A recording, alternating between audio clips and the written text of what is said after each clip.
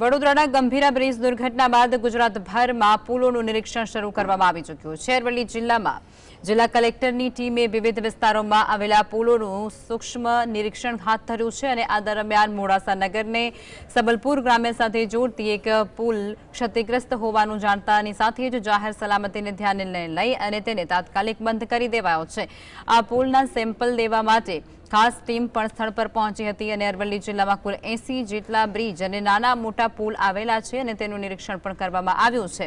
આ નિરીક્ષણમાં માળખાગત સલામતીની ખાતરી કરવા માટે વિગતવાર તપાસ પણ હાથ ધરવામાં આવી। 10 ટીમ બનાવીને અમે દરેક બ્રિજની તપાસ કરી છે।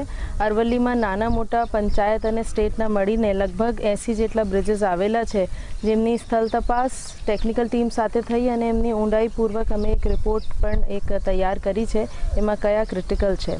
એમાં આજે અમે સબલપુર બ્રિજ પણ આવ્યા છે, જે સબલપુર પોલીસ સ્ટેશનથી ધોબીઘાટ તરફ જાય છે।